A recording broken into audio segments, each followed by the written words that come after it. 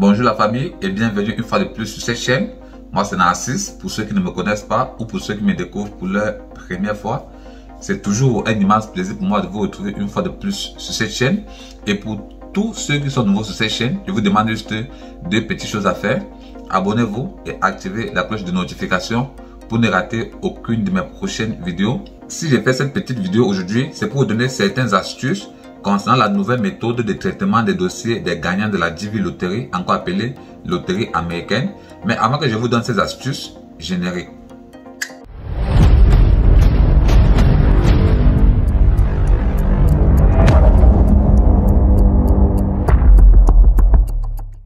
Bonjour la famille. Si j'ai fait cette petite vidéo aujourd'hui, c'est pour vous donner certaines astuces. Bon, est-ce qu'on va appeler ça astuces? Bon, disons conseils.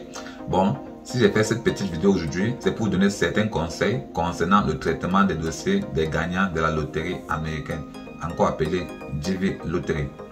Tout d'abord, laissez-moi vous dire que cette méthode marche, les gars. Cette méthode marche à merveille. Parce que le même jour que le KCC a déclaré qu'il n'envoyait plus l'email d'envoi de documents, j'ai deux membres de mon groupe qui ont reçu leur seconde lettre. Bon, qui ont reçu leur lettre d'interview. Deux membres.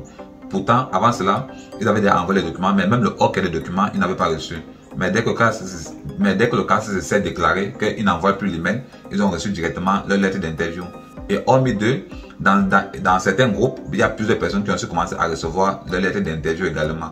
Bon, c'est pour vous dire à quel point cette méthode marche à merveille. Mais, faites très attention. Elle est très bonne. Bon, cette méthode, elle est très bonne, mais elle est très dangereuse également. Je vous dis bien, la méthode, elle est très bonne, mais elle est très dangereuse. Faites attention. Pourquoi je dis cela? Parce que avant, on envoie les dossiers et on envoie nos documents au KCC. Le KCC prenait la peine de vérifier nos documents. Lorsqu'il y avait un document manquant, le KCC nous envoie un email disant que bon, il y a tel document qui manque. Lorsque tu as envoyé ce document au KCC, le KCC t'envoie le OK pour dire que bon, tes documents sont complets. Et une fois qu'on recevait le OK du KCC, on rangeait ces mêmes documents dans un endroit sûr. Là, le jour de notre interview, on reprend ces mêmes documents, on part à l'interview avec.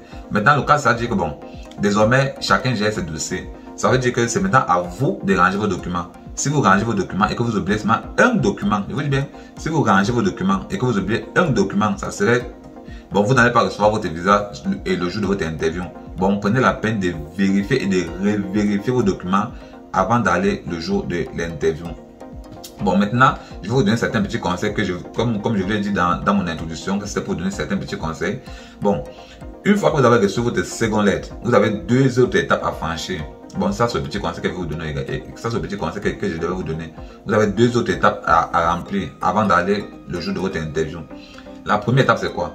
La première étape c'est de programmer votre visite médicale. Et vous dis bien, dès que vous recevez votre seconde lettre là, vous donnant le jour, le lieu et l'heure à laquelle vous devez passer l'interview.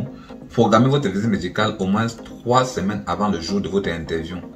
Une fois programmé votre visite médicale, vous devez également enregistrer votre rendez-vous. Je vous dis bien, vous devez enregistrer votre rendez-vous pour confirmer que oui, ce jour vous serez présent. Si vous n'enregistrez pas votre rendez-vous, soyez-en sûr que vous vous levez, vous partez à l'interview le jour, vous n'avez pas fait l'interview. Là, je suis prêt à miser. Vous n'allez pas passer l'interview. Parce que le jour que vous arrivez, le jour de votre interview, à l'extérieur, le vigile vous reçoit, il a une liste. Bon, ça, c'est la liste de ceux qui ont enregistré le rendez-vous, qui ont confirmé que oui, ils seront là. Et il regarde, tu donnes ton passeport, il prend ton passeport, il regarde ton nom. Dès qu'il voit ton nom, il coche à côté de ton nom, il te laisse passer. Mais si tu n'as pas enregistré ton rendez-vous, ton nom ne doit pas apparaître sur cette liste. Bon, du coup, il va refuser de te recevoir. Il va t'envoyer aller enregistrer ton rendez-vous pour qu'on te programme un autre jour. Et personne n'aimerait que son dossier traîne, mon frère. Tout le monde est excité de voir son visa, quoi. Bon, faites très attention. Et je reviens encore sur les documents. Les gars, prenez la peine de bien vérifier vos documents et rangez vos documents tels qu'on a demandé.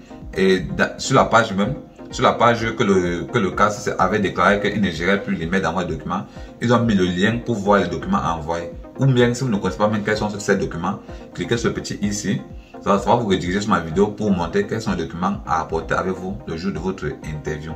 Bon, c'est la fin de cette vidéo. Je ne dois pas être très long avec vous. C'est la fin de cette vidéo. Si cette vidéo vous a été utile, les gars, comme d'habitude, laissez-moi les petits pouces bleus en signe d'encouragement. Ou bien ça n'a pas été utile, mettez-moi ça ne dérange pas, ça fait partie du game. Sur ce, passez une excellente journée. A plus.